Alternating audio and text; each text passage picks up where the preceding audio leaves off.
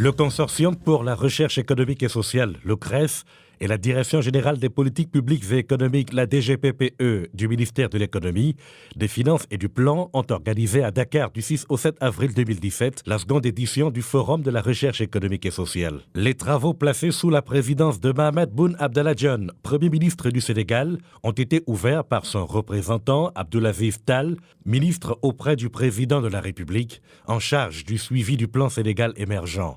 Le CRES fournit de précieux outils d'éclairage de la décision dans les domaines clés que sont l'éducation, l'agriculture, la santé et d'une manière générale les politiques économiques. L'organisation de la deuxième édition de ce forum est une belle illustration de ces efforts. Je demeure persuadé que d'autres initiatives suivront, notamment dans le cadre de l'évaluation des politiques économiques mises en œuvre au cours des 5 dernières années pour la définition d'une nouvelle génération de programmes pour le PSE. En attendant avec impatience les résultats de vos échanges qui seront portés à l'attention de Son Excellence le Président de la République, je déclare ouverte la deuxième édition du Forum annuel de la recherche économique et sociale. Je vous remercie de votre attention.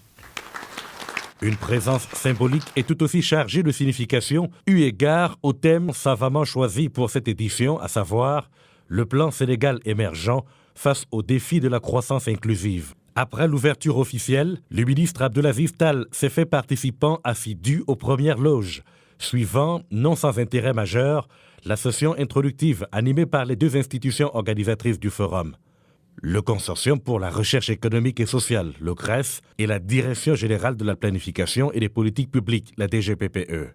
Le diagnostic sommaire du PSE est saisissant. Nous avons insisté à plusieurs reprises sur la nécessité d'avoir une croissance durable.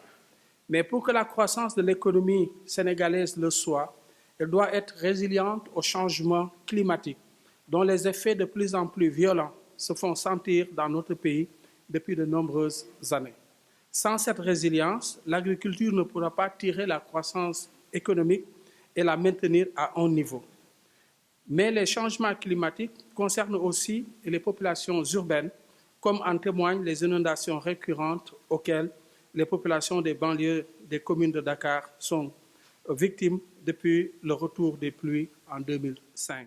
Le diagnostic qui a été fait de la situation économique du Sénégal par les responsables actuels du pays, c'était un chômage massif, c'est un coût de la vie très élevé, c'est des services d'éducation et de santé de faible qualité, c'est aussi une corruption généralisée et une forte insuffisance, voire une absence d'infrastructures qui sont cruciales pour le décollage économique du pays. Il y avait aussi la qualité de l'administration qui a été décriée. Et nous avons une réponse qui a été le PSE.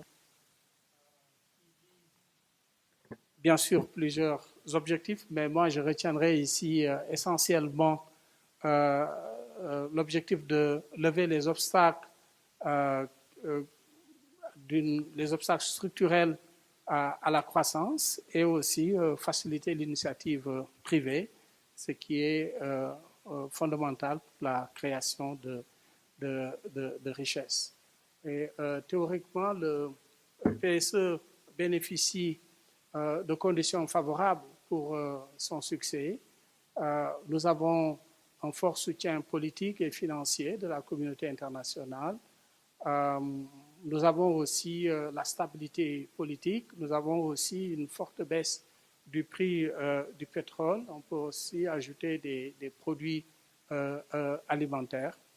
Et ce qu'on a comme résultat, Pierre l'a dit tout à l'heure, c'est que depuis 2015, vous avez un taux de croissance qui augmente et sur la période 2012-2016, on est à une moyenne de 5,3%, performance qui a été rarement atteinte par l'économie sénégalaise.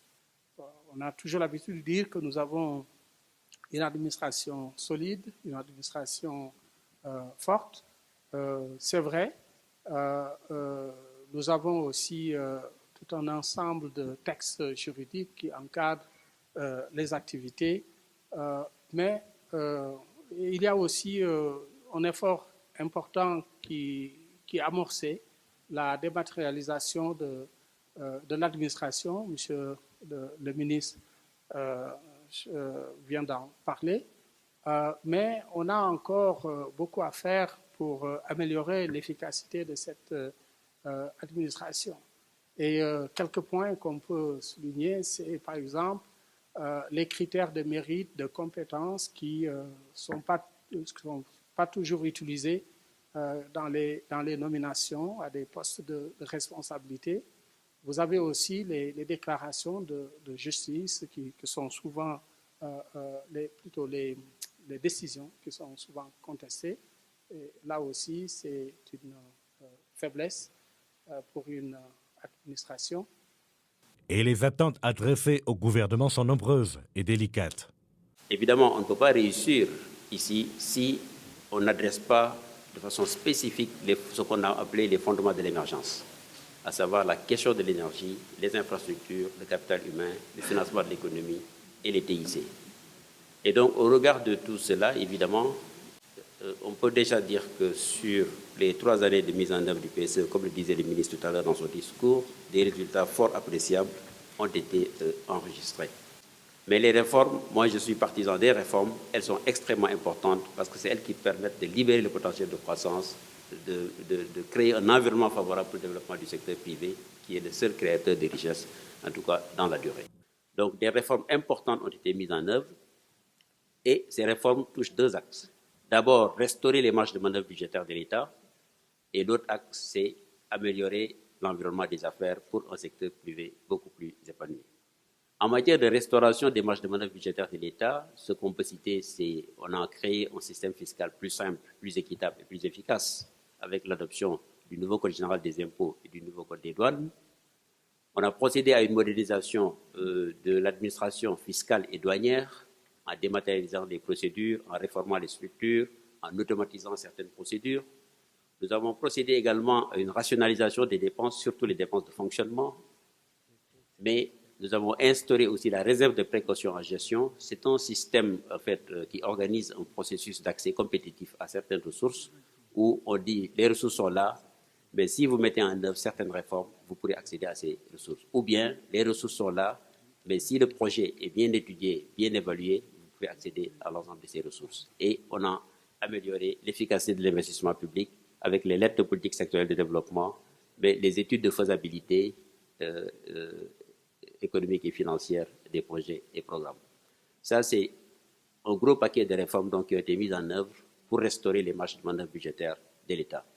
Et du côté de l'environnement des affaires, beaucoup de textes donc, et des procédures ont été simplifiées pour une administration de services accessible et efficace. Je vais passer peut-être très rapidement là-dessus. Il y a tout un ensemble d'actions qui ont été prises à ce niveau-là. Les guichets uniques pour faciliter le raccordement, etc. Il y a aussi des réformes structurelles et sectorielles pour un gain de compétitivité des facteurs. Et donc, il y a toujours cette histoire des codes, le système de facturation des conteneurs, un paquet de mesures dans le secteur du tourisme. Vous vous rappelez très bien de toutes les mesures qui ont été prises, la généralisation de la TVA, la suppression de certaines taxes, etc., pour relancer le secteur du tourisme. Il y a également des réformes sectorielles au niveau de l'agriculture, de la formation professionnelle, de l'hydraulique, du financement, etc. Je vois ici certaines personnes qui pourraient éventuellement revenir sur toutes ces questions. Dans le domaine de l'électricité, des efforts particuliers ont été menés et je crois que toutes les coupures qu'on connaissait de par le passé sont maintenant derrière nous. Le défi réel qui reste dans le secteur de l'électricité, c'est réduire le coût et je crois qu'une première action a été menée dans ce sens en début d'année avec une baisse du tarif de l'électricité de 10%. Le patron de la planification prend une dizaine de minutes pour présenter quelques repères majeurs. La pause café très courte ne laisse que très peu de temps aux représentants du Premier ministre pour se retirer, non sans un mot à la presse. La suite des échanges sera plus approfondie sur les orientations de développement inclusif à l'horizon 2035, telles que définies dans le plan Sénégal émergent, déconstruit pour l'occasion en quelques 6 thématiques majeures. Croissance et équité, entrepreneuriat et emploi, protection sociale et réduction de la pauvreté, résilience au changement climatique, réforme budgétaire, agriculture, les défis de l'autosuffisance alimentaire et de l'emploi agricole. La première thématique sur la croissance suggère des leviers pour le plan Sénégal émergent et la nécessité de l'inclusion. C'est la Banque mondiale qui ouvre le bal par l'esquisse d'une certaine expérience internationale dans les réformes pour l'émergence. Les profils illustratifs sont le Rwanda, l'Éthiopie, l'île Maurice et le Cap-Vert, des pays ayant connu des taux de croissance soutenus de plus de 7% par an, basés sur des réformes stratégiques. Le Cap-Vert, grâce aussi à sa petite taille, a été un des pays au monde qui avait le taux d'aide au développement le plus haut au monde par habitant. Donc, dans les années 90, ils recevaient presque 30% de leur PIB en aide internationale au développement, ce qui leur a permis d'avoir un taux d'investissement vraiment haut, entre 35 et 40%. De nouveau, depuis 2008, ce modèle-là s'est un peu essoufflé et aussi vont devoir regarder d'autres éléments, surtout les réformes structurelles, aussi la gestion de la compétitivité, il va falloir regarder ça. L'économiste en chef de la Banque mondiale retient surtout que sur la route de l'émergence, tout ne peut pas être mis en avant. Il faut choisir des secteurs clés. Il faut d'abord, dans la stratégie, choisir bien quelle est son option stratégique. Est-ce qu'on veut se baser surtout sur la demande extérieure, se mettre au train de la globalisation, ou on veut plutôt faire le plein sur la demande intérieure à travers l'investissement. Et c'est un peu de stratégie alternative. Ce n'est pas complètement alternatif, mais c'est bien de l'avoir clair. Et après, je pense dans tous les cas, il faut bien sélectionner un ou deux secteurs qui sont vraiment porteurs pour l'économie nationale.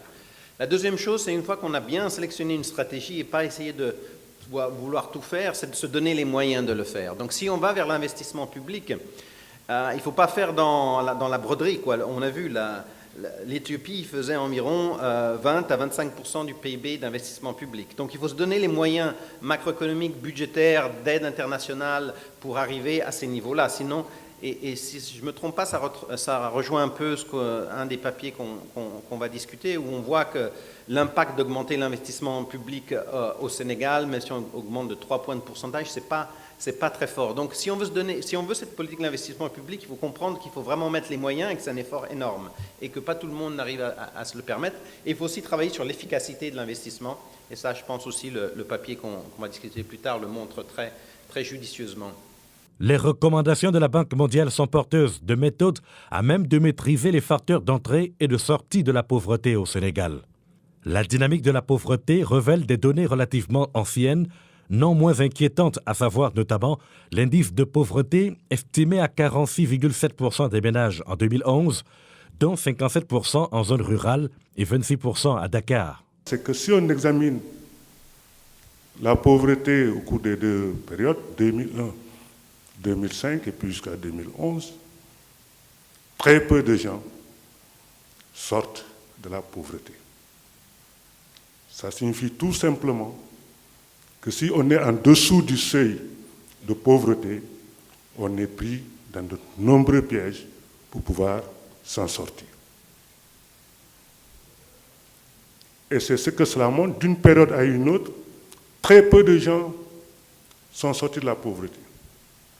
Et qu'à la période suivante, ceux qui sont sortis de la pauvreté, enfin, la portion qui sort de la pauvreté, dans cette proportion, seule une faible proportion reste non pauvre. Autrement dit, ils retombent dans la pauvreté. La vulnérabilité réduisant tant la probabilité de sortir de la pauvreté, les chercheurs en concluent que le plan Sénégal émergent conduit à une série d'implications politiques. Plusieurs choses ont été faites dans le PSE. Ici, nous disons tout simplement qu'il faut faire un meilleur ciblage des politiques, à la fois en distinguant ce qui relève de la pauvreté structurelle, ce qui relève de la pauvreté transitoire. Donc, nous avons vu ce que se fait sur le plan social, c'est important, couverture maladie universelle, bourse, etc. Mais il faut encore un meilleur ciblage pour qu'on puisse atteindre ce qu'il faut faire. Et l'aspect fondamental, bon, on n'a pas le secteur agricole, ils vont y revenir, mais surtout l'investissement dans les infrastructures. L'investissement dans les infrastructures. Si vous voyez les travaux de méta-analyse sur ces questions dynamiques de la pauvreté, les éléments qui ressortent, l'infrastructure, l'éducation, la santé, et naturellement le secteur rural. Cependant, le taux de croissance de 6,6%, projeté à 6,8% en 2017, ne suffit pas à consolider les écarts de revenus. Encore faut-il en mesurer les différences avec les pays de référence et l'impact de la diffusion technologique sur le PIB par tête. Un aspect qui nécessite un certain nombre de mesures. Pour tirer pleinement profit de la diffusion technologique, donc il faudra relever le capital humain. Et cela passe par une mise en place d'une politique éducative dans le but d'améliorer l'enseignement secondaire comme supérieur afin d'avoir une main-d'œuvre qualifiée.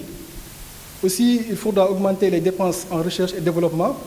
Il faut également plus d'ouverture au commerce étranger pour tirer profit des avantages comparatifs et de la recherche et développement des pays industrialisés. La diffusion technologique générant des innovations et par ricochet des opportunités de croissance, il devient tout aussi impératif d'adapter le droit positif à l'expansion de l'économie numérique. Plusieurs modèles d'affaires désorganisent en effet les schémas juridiques en place. Beaucoup d'entrepreneurs de l'économie numérique opèrent dans des conditions juridiques incertaines, voire même totalement floues. Ceux qui observent s'en rendent compte. La dernière, c'est cette opération de rachat de Tigo par Wari. Il y a eu des gens qui venaient de partout en disant on n'a pas été au courant, on n'a pas fait ceci, cela. Il y a un manque dans ce sens-là. Il semble même qu'il y ait un manque de dispositions incitatives ou de faveurs, notamment fiscales, pour cette économie. Et tout ceci conduit à une grande fragilité ou à une mort certaine de certaines PME du numérique. L'innovation et la création ne génèrent pas moins de nouveaux droits, car pour expérimenter la transition numérique, les acteurs sont appelés à bousculer quelques libertés préétablies. Et ce système juridique que nous avons dans nos pays, surtout ici, c'est un système que nous avons hérité de la France. Et en faisant mes recherches, je me suis rendu compte que même les Français considèrent que leur système juridique, ça suffit. Ils disent basta. Et je cite ce qu'ils ont dit. Ils disent que leur droit est frappé d'une tare originelle. Droit, pour nous, c'est un droit emprunté, un droit qui vient essentiellement du droit français, un droit qui a certes fait école dans le monde par le biais du Code Napoléon, vous vous souvenez, il est allé se placer un peu partout. Mais aujourd'hui, les Français eux-mêmes disent que ce droit tient du chef-d'œuvre en péril. Il est vieilli, il est anachronique, il est en déphasage complet avec le monde agile d'aujourd'hui. Pire, il condamne l'innovation, ce qu'eux, ils considèrent comme étant le carburant d'une période de mutation intense. Si ce droit-là ne fonctionne pas pour eux, nous, on continue à appliquer un problème. Juste pour exemple, quand on veut mettre un nouveau médicament sur le marché, on fait de l'expérimentation, on fait des essais cliniques, on fait des essais thérapeutiques sur l'homme, sur les animaux. C'est ça l'expérimentation. Et ce que je demande dans cette étude, c'est de dire que concernant l'économie numérique, il faudrait qu'on expérimente, même si on doit faire des zones, sans pour autant leur dire, vous avez le droit de faire ce que vous avez envie de faire, mais on les met dans une zone, on expérimente, et si ça marche, on élargit. C'est vrai que ça va poser des problèmes à des juristes comme nous. Nous sommes habitués à ces fameux concepts et ces fameux principes qui nous viennent du droit romain. On nous dit les hommes naissent libres et égaux, ce qui est totalement faux de toute façon. Donc puisque nous naissons libres et égaux, nous sommes soumis au même droit et à la même loi. Il ne peut pas y avoir deux droits dans un même pays, ce serait violer le principe de l'égalité civile. C'est ça qu'on nous dit. Mais du point de vue économique, je crois qu'il y a des choses à voir sur ce plan-là. C'est la raison pour laquelle, en termes d'implication de politique, je propose ceci. Une nouvelle approche de l'innovation s'impose à l'État. Il ne faut pas qu'on considère les innovateurs comme des gens en marge de la loi. Première chose. Deuxièmement, l'économie numérique va bouleverser les conditions d'exercice de la régulation. Quand je dis conditions d'exercice de la régulation, on régule, avant l'accès au marché, on régule également quand la compétition se passe au niveau par le biais de la concurrence. Mais l'accès, il faudrait le réguler autrement. Quand on régule l'accès au marché par le biais de principes que l'on a posés et qui datent de Mathusalem, il y a de fortes chances que celui qui arrive et qui n'est pas conforme à ces principes-là ne puisse pas accéder à ce marché-là et on va tuer dans l'œuf ce qui se passe. Et si l'État vient à contrôler l'économie numérique, il doit aussi investir. La promotion de l'investissement public est une étape importante pour stimuler la croissance économique, réduire la pauvreté et améliorer la qualité de vie des populations des pays à faible revenu. Plusieurs rapports et initiatives des partenaires techniques soulignent depuis 2005 l'importance du capital public, notamment dans les secteurs de l'éducation, de la santé et des infrastructures. Un point de vue qui ne convient pas aux théoriciens des ajustements structurels qui estiment, eux, qu'une hausse de l'investissement public occasionne un déficit et donc accentue le niveau de déséquilibre. Les experts du gouvernement notent que cette analyse ignore les effets d'offre du capital public à travers son impact sur l'accumulation du capital privé et par ricochet sur la croissance. Comme recommandation phare, nous disons que dans le moyen terme, le Sénégal devrait mettre plus l'accent sur les réformes structurelles, notamment dans la gestion de l'investissement public pour assurer une meilleure efficience de ce dernier et des perspectives de croissance meilleures. L'apport du secteur privé en termes d'opportunités d'investissement s'est davantage illustré dans l'acte 3 de la décentralisation. Mais la mise en place du partenariat public-privé a des préalables. Est-ce que nos collectivités locales ont la capacité de pouvoir détecter les meilleurs projets? Ça, c'est une grande question. Et deuxièmement, la préparation approfondie. Est-ce qu'il y a suffisamment de compétences? L'expertise locale, elle est présente pour pouvoir réaliser effectivement des analyses approfondies, ça veut dire des montages financiers, juridiques et des montages aussi socio-économiques. L'autre problème, c'est un problème aussi de gouvernance qui concerne carrément la passation de marché. Et enfin, la mise en œuvre du projet. Les partenariats publics-privés ont été mis à rude épreuve dans les collectivités décentralisées. Dans un contrat de partenariat public-privé, le partenaire privé est rémunéré par un loyer. Ça veut dire que ce loyer fait partie effectivement, je peux dire, des dépenses de fonctionnement. Alors que dans la plupart des communes sénégalaises, on a constaté effectivement que la plupart du budget est consommé effectivement en dépenses de fonctionnement. Au-delà des partenaires privés, le gouvernement s'est lancé dans la transformation structurelle et la création d'emplois à travers l'agriculture, la cheville ouvrière du programme intégré porté plus globalement par le plan Sénégal émergent vient de l'ANIDA, l'Agence nationale d'insertion et de développement agricole. Elle a été créée pour promouvoir le développement d'une agriculture moderne, diversifiée, basée sur la maîtrise de l'eau et pourvoyeuse d'emplois durables pour les jeunes. C'est important, par exemple, de savoir que les fermes ANIDA, dans leur très grande majorité, font plutôt de l'horticulture, qu'il y en a aussi qui font un peu de céréales, surtout pendant la période de saison, pendant l'intersaison, la campagne chaude plus précisément. Et nous avons aussi des fermes qui ont des activités liées pour les fruits.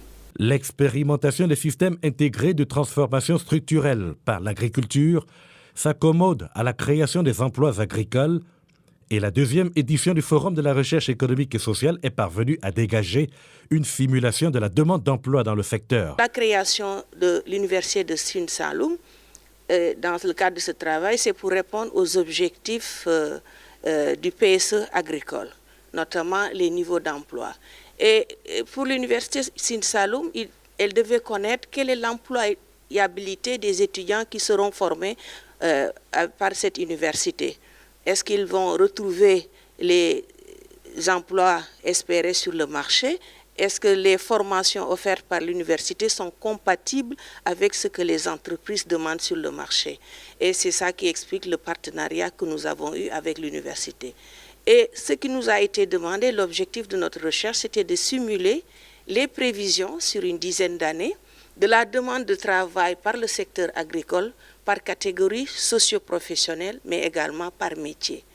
Et notre champ d'analyse a concerné le secteur agricole et les secteurs connexes, puisqu'il fallait renforcer le lien entre l'agriculture et des secteurs comme l'agroalimentaire. Il ressort des travaux une idée relativement claire du profil de l'emploi vu sous l'angle des orientations agricoles. Quand on a exploité les données, on a vu que les besoins de compétences qualifiées et très qualifiées des entreprises agricoles.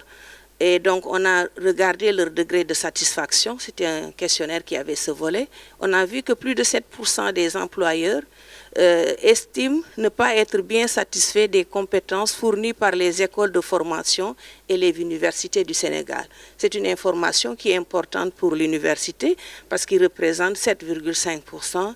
Donc ça veut dire qu'il y a lieu de prévoir de faire des formations utiles pour les entreprises. Mais l'analyse selon les systèmes de formation montre que ce sont les universités, c'est avec les universités que les patrons d'entreprise affichent la plus grande insatisfaction, puisque 34% disent qu'ils ne sont pas satisfaits des formations fournies par les universités. Donc c'est une dimension à considérer. Et la recommandation qu'on a tirée de ces informations, c'est que l'université Sine Saloum doit beaucoup investir dans l'adéquation entre l'emploi et la formation qu'elle développe de façon systématique. Pour cela, il peut passer par exemple, des séjours des étudiants dans les entreprises au cours de leur formation. L'une des courroies d'intégration mise en évidence entre les emplois agricoles et la transformation structurelle est le programme des domaines agricoles communautaires, le PRODAC. Il promeut l'entrepreneuriat agricole à travers les domaines agricoles communautaires, pôle par excellence de compétitivité économique et lieu d'insertion de jeunes, diplômés ou non. Si on ne les nourrit pas, c'est la malnutrition, les gens vont mourir. Si on ne donne pas d'emploi aux jeunes, eh bien, croyez-moi, ils vont mettre le feu au pays. C'est ça. Donc, ça veut dire que nous sommes interpellés donc, sur cette question qu'il faut régler. Mais je crois qu'il faut être optimiste parce que l'étude montre qu'il y a effectivement des possibilités. Et je crois aussi l'intérêt de l'étude, lorsque UCN même a été créé, nous avons été interpellés à un moment. Oui, on crée une université agricole, agriculture, alors qu'il y a des écoles, il y a des ci et ça. L'étude montre que, avec toutes les écoles et UCN qui est créé, nous ne pourrons pas satisfaire la demande. Ça veut dire qu'il y a également la place. Avec le ministère de la Jeunesse, de l'Emploi et de la Construction citoyenne, le PRODAC constitue une riposte stratégique à l'immigration clandestine et à l'insécurité alimentaire. Donc faire en sorte que notre agriculture soit la locomotive du développement, je crois que nous devons mettre l'accent sur les petits exploitants. Mais pour cela, il faudrait d'abord lever certaines contraintes. D'abord l'eau, on l'a dit tout à l'heure. C'est en général de grands problèmes pour les petits exploitants. Si nous produisons que du riz, nous mangerons que des glucides, nous ferons des diabétiques.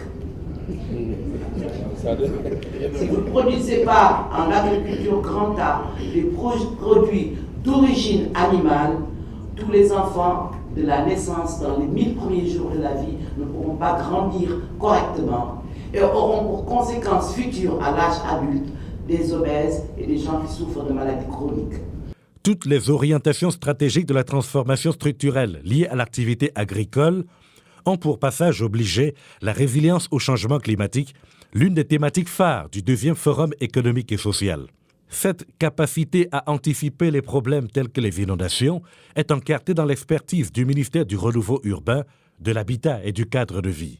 Maintenant, obligation est faite comment dirais-je, au service de l'urbanisme de prendre en compte la dimension risque d'inondation dans tous les documents de planification urbaine. Et même mieux, dans tous les nouveaux projets d'aménagement, bon, vous savez que nous sommes en train d'aménager des pôles. Alors là aussi, le risque d'inondation est pris en compte. Le Consortium pour la recherche économique et sociale a produit sur tous ces aspects des outils essentiels d'aide à la décision avec un champ de perspective en accord avec le gouvernement. Ce matin, il y a le professeur Blaïdian qui posait la question, qui gère l'eau au niveau de l'agriculture. Bon, il n'y avait pas de réponse en salle. Effectivement, c'est une question vraiment qui est là, banale. Mais il y a pas de, on ne peut pas dire que c'est telle structure qui gère l'eau en agriculture, mais qui gère les eaux pluviales au Sénégal. Bon, il y a beaucoup d'intervenants. Je pense qu'il y a une clarification, je crois, à faire à ce niveau. Et ça ressort un peu des interventions des uns et des autres. C'est vrai qu'actuellement, il y a le ministère chargé du renouveau urbain qui pilote les inondations, mais à côté, il y a le ministère de l'hydraulique aussi, à travers l'ONAS, qui gère ces questions d'inondation. Je pense qu'il y a articulation à faire à ce niveau. Ce qui amène un peu la question sur la gestion des ouvrages. Donc ça aussi c'est important parce que c'est bien de créer des ouvrages, mais c'est mieux aussi de les gérer et pour optimiser l'utilisation et la durabilité des ouvrages que nous construisons.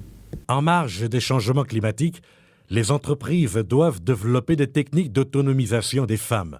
Plusieurs études ont en effet démontré qu'elles ont une plus grande propension à démarrer de nouvelles affaires que les hommes si l'environnement commercial est favorable. Après une analyse descriptive, on a quand même beaucoup d'informations qui pourront faire penser que effectivement il y a discrimination faite aux femmes.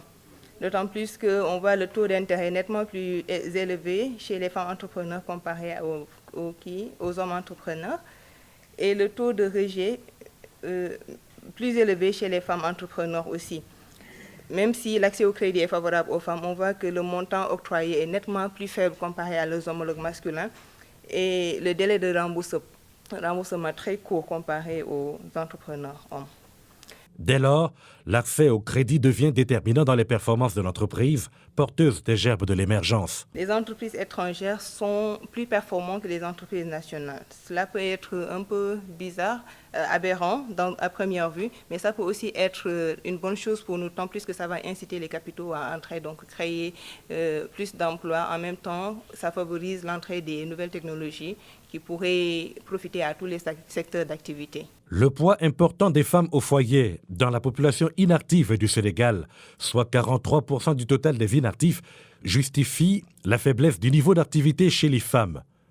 Cette frange de la population féminine passe la majeure partie de son temps à faire des travaux domestiques, toute chose qu'on ne considère pas toujours comme une activité économique productive, selon le Centre de recherche en économie et de finances appliquées de TF. Nous proposons de réaliser des enquêtes budgétaires, ce qui permettrait de mieux prendre en compte le travail domestique. Parce que quand on dit qu'on travaille moins que les hommes, il faudrait considérer ce qu'on fait dans les maisons.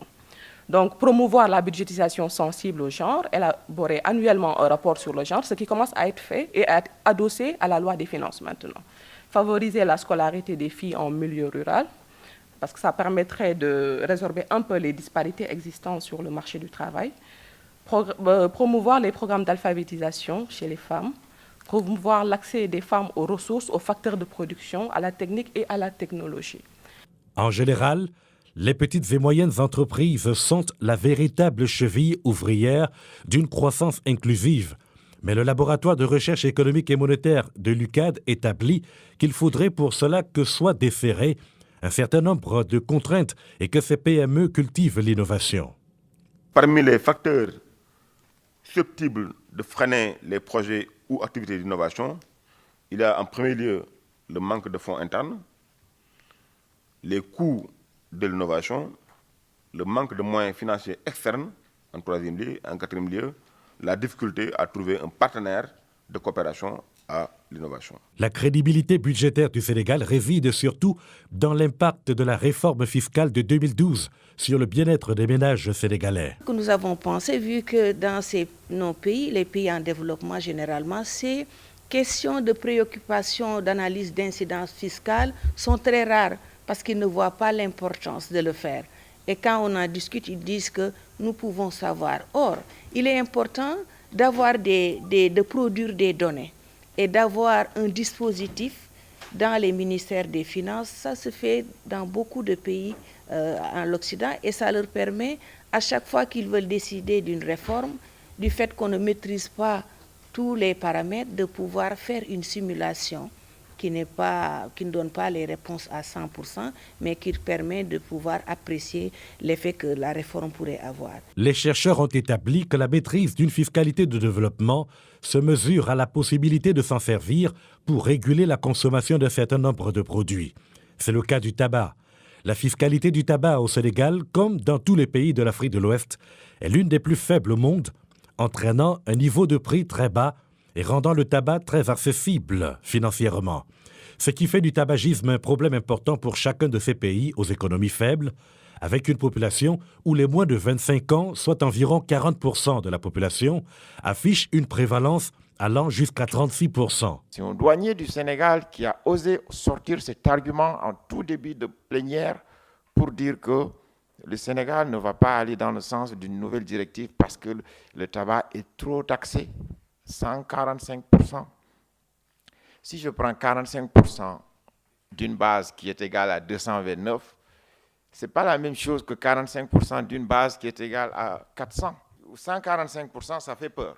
La France a combien? 89 ou 95% de taxes, et pourtant, la part des taxes dans les cigarettes représente 89%. Ça veut dire que la base de taxation, elle est très élevée et toutes les taxes sont assises sur cette base-là. Nous avons des taxes assises sur des bases différentes, des bases qui sont déjà très faibles. Donc, le taux cumulé de 145% n'est pas élevé. La dernière thématique du forum, consacrée à la protection sociale et à la réduction de la pauvreté, détermine le fondement principal de l'inclusion sur la courbe de la croissance.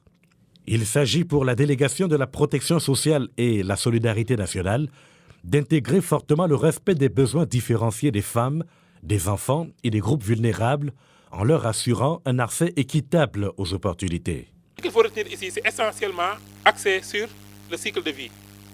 Et donc, on essaie de mettre en place un mécanisme de protection sociale qui permet d'accompagner l'individu depuis la naissance jusqu'à la vieillesse. Et chaque fois de son niveau de développement, il y a des services qui sont donnés. La protection sociale est également, aux yeux des experts du gouvernement, un pilier majeur de l'inclusion au cœur du PSE. La preuve non exhaustive au forum réside dans la capitalisation des expériences du ministère de la Femme, de la Famille et de l'Enfance. Pour avoir des retombées structurantes et durables, tout programme doit développer des stratégies innovantes de mobilisation communautaire, utilisant de manière appropriée les APDC que nous appelons souvent nos Badjanogor, et le développement socio-économique appréhendé dans une perspective genre et protection sociale ne tient pas seulement à des facteurs tangibles, développement d'infrastructures ou de financement, mais aussi à un facteur intangible, le renforcement de capacités, perçu comme un processus par lequel les groupes, les individus, les organisations et les sociétés renforcent leur habileté à identifier, à relever leurs propres défis de développement sur une base durable.